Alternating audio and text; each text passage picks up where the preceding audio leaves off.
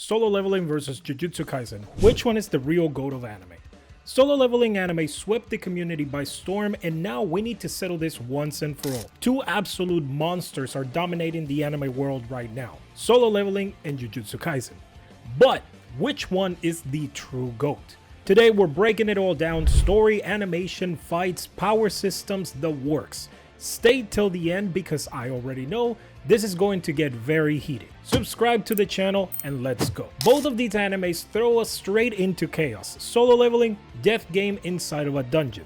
Jujutsu Kaisen, kid eats a literal demon's finger like it's a Cheeto. First off, let's start with Solo Leveling's story and world. Solo Leveling is a pure power fantasy. It follows Sung Jin-woo, a low-ranker hunter who stumbles upon a hidden power system that lets him level up endlessly. It's a straight grind to godhood, with each arc introducing stronger monsters, higher stakes, and world-ending threats. The hunter system itself is simple but effective. Gates open, monsters flood in, hunter gets rich or die.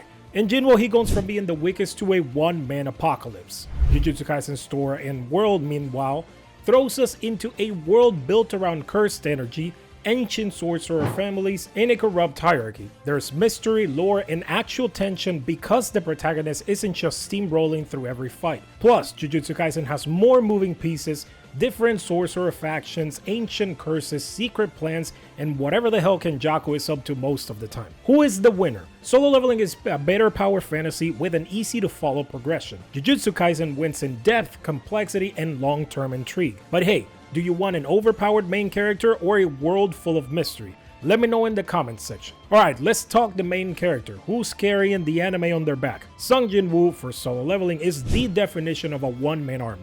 He starts as the weakest hunter alive, but grinds his way to becoming pretty much a literal god. He's smart, calculating, and has one of the coldest abilities ever, reviving his enemies as his own personal army. But let's be real, he doesn't really have the deepest personality. He's cool, silent, with a total of 3 facial expressions, and just OP, which is fine, because the whole point of Solo Leveling is watching him become unstoppable. Yuji Itadori for Jujutsu Kaisen, on the other hand, is the emotional heart of Jujutsu Kaisen. He didn't ask for any of this. He got thrown into the world of curses and constantly questioning if he should even be alive. He's not the strongest, but he has a sense of morality that makes his struggle feel real. Unlike Jinwo towards the beginning of the story, he's not just getting stronger to be OP, he's fighting for the people he cares about. Winner? If you love watching someone become the strongest, Solo Leveling is for you. If you love an emotionally complex protagonist, Jujutsu Kaisen wins. So basically, do you prefer unstoppable badass or emotionally wrecked teenage powerhouse? Your choice. Now let's talk about animation. Because let's be honest, if the fights aren't fire, what are we even watching for? Solo Leveling animation is being done by A1 Pictures, and from what we've seen, it's cinematic as hell. The fight sequences, the fast, fluid, and look better than straight up video game cutscenes.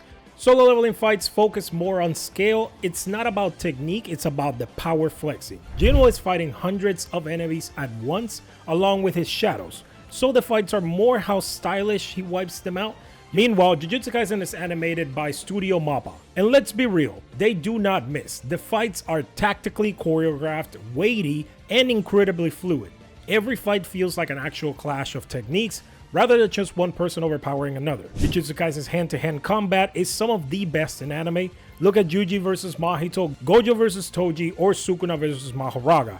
Every move has purpose, and the fluidity is unmatched. The winner, if you love high-speed cinematic fights with intense power flexes, Solo Leveling obviously takes it. But if you love technical, high-skill fights with insane choreography, Jujutsu Kaisen wins. And let's not say that Solo Leveling doesn't have very well choreographed fights. Basically, do you want fireworks or precision? Alright, let's talk about the power system, because let's be real, half of what makes an anime great is how broken the abilities are. Solo Leveling's power system has the system and the Shadow Monarch abilities. Solo Leveling operates on a literal video game-like system where Jinwo can level up infinitely.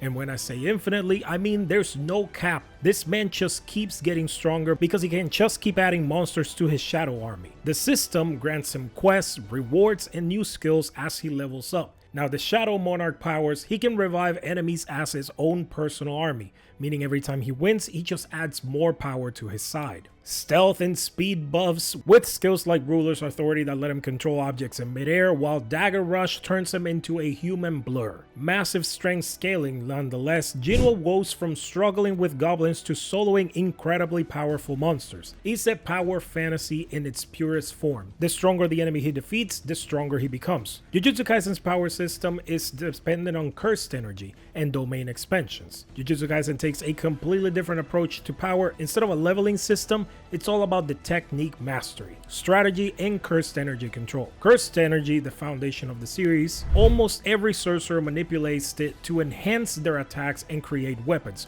or unleash techniques. Domain expansions are completely different. Arguably the most overpowered ability in anime right now, a domain expansion creates a sealed battlefield where the user's abilities are guaranteed to hit. For example, Gojo's Unlimited Void, which traps opponents in an overwhelming state of infinite knowledge. Sukuna's Malevolent Shrine, which allows him to cut anything within a set radius. No barriers needed. Technique-specific powers, like every sorcerer has a unique ability, like Gojo's Limitless and Six Eyes, the ultimate defense and offense, infinite space between attacks, plus you can't touch him. Megumi's 10 Shadows technique, which summons divine Shikigami, including the broken one that is Mahoraga. Where solo leveling focuses on is one-sided characters stacking insane power. Jujutsu Kaisen creates a diverse range of fighters, each with their own unique and strategic playstyle. How do they compare? Well, solo leveling is a straight path of getting stronger with god-tier skills and an army at your disposal, while Jujutsu Kaisen is a highly strategic system where techniques and skill matter more than raw strength. It's unstoppable power versus unpredictable abilities. Two very different approaches, but both insanely fun to watch. So which anime is the real GOAT? If you love power fantasies, epic fights, and protagonists who just keep winning, solo leveling is definitely for you. But if you love deep world building, strategic fights, and emotional stakes, Jujutsu Kaisen wins. But at the end of the day, the real GOAT is up to you. So let me know in the comments section, which one do you think takes the crown? Also, if you enjoyed this debate, hit that like button, subscribe, and I'll see you guys on the next video.